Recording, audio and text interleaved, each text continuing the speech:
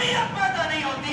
42 इस्लामी मुल्कों के जलों में इतना सा इसराइल फासिदाना कब्जे किए हुए नाजायज रियासत खड़ी है, और कोई मुसलमान मुल्क, कोई मुसलमान हुक्मरान, कोई मुसलमान रियाया, कोई मुसलमान मिल्लत इस्लाम का नाम लेने वाला और कोई मोमिन मुसलमान, इसके दिल में जरा सी भी तड़प पैदा नहीं होती, जज्बा पैदा नहीं होता।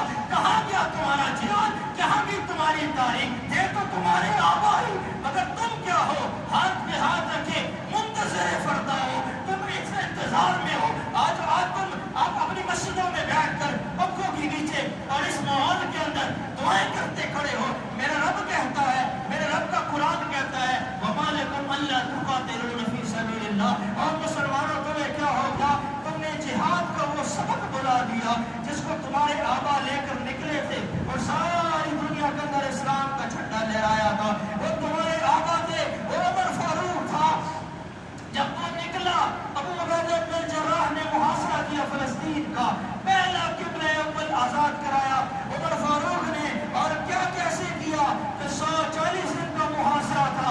पादरियों ने हाथ खड़े कर दिए, यहूदियों ने खड़े कर दिए हाथ, कहा हम मुकाबला नहीं कर सकते, लेकिन ये चाबियां किसको देंगे? किसको देंगे चाबियां? उस शख्स को देंगे जो मुसलमानों का वो खलीफा है, खलीफा दोम है। हमने अपनी किताबों में पढ़ा है, उसकी निशानियों को पढ़ा है। और मुसलमानों उसको बुला के लाओ, खुदा की कसम, एक तलवार न चलाओ, एक नेज़ा न चलाओ, एक तीर न चलाओ, एक उमर फारूक को ले आओ, हम बगैर जंग के मस्जिद अक्सा की चाबियां तुम्हारे हवाले करेंगे। कहां से लाए उमर फारूक? कहां से लाए? उमर बिन खत्ताब कहां से लेकर आए? जब उमर ने सफर शुरू किया, एक गुलाम को साथ लिया, कुर्ते में पैबंद है, फलस्तीन का सफर दूर तक, और रास्ते में एक सवारी हुई, मशहूर वाक़या है, उसकी तफसील में नहीं रहा। सफर करते करते पहुंचे तो जब उन्होंने वो निशानियां देखी जो हज़रत उमर के अंदर है, तो कबीले फसील से नीचे उतरे और आकर चाबियां हज़रत उमर के हवाले की और कहा हमारी किताबों में लिखा हुआ था कि इन निशानियों का हामिल एक शख्स आएगा जो बैतुल मुक़द्दस को फतह करेगा। बैतुल मुक़द्दस को फतह कर दिया। सिर्फ 14 साल के बाद आप सल्लल्लाहु अलैहि वसल्लम की दुनिया से 16 हिजरी में हज़रत उमर ने बैतुल मुक़द्दस को फतह कर दिया।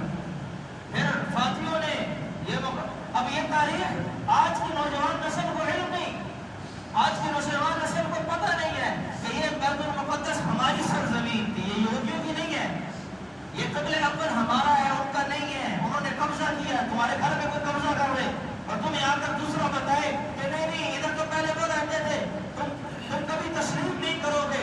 तारीख उठाकर देखो, कुरान उठाकर देखो, कुरान कहता है सुब्हानल्लज़ी असरा बिअब्दिही लैलन मिनल मस्जिदिल हराम इलल मस्जिदिल अक़सा। इमाम इब्न तैमिया ने एक अजीब तशरीह की है।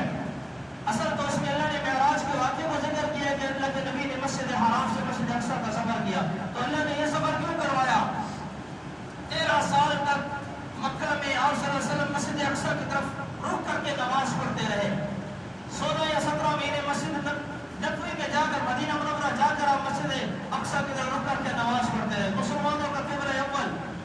तो अल्लाह ने यह सफर क्यों करवाया कि मस्जिद हराम से अल्लाह के नबी ने मस्जिद अक़सा का सफर किया? इमाम इब्न तैमिया फरमाते हैं कि इस्लाम की इब्तिदा खाने काबा से है और अल्लाह इशारा दे रहा है कि इंतहा मस्जिद अक़सा है। और भाई ये तमाम दीन है, ये तो हमारे अंदर कमजोरी है। आज 1.25 अरब मुसलमान और 42 अरब मुल्क अगर धूप में दे दो खुदा की कसम उसके सलाब में इसराइल गर्क हो जाए, लेकिन इसके लिए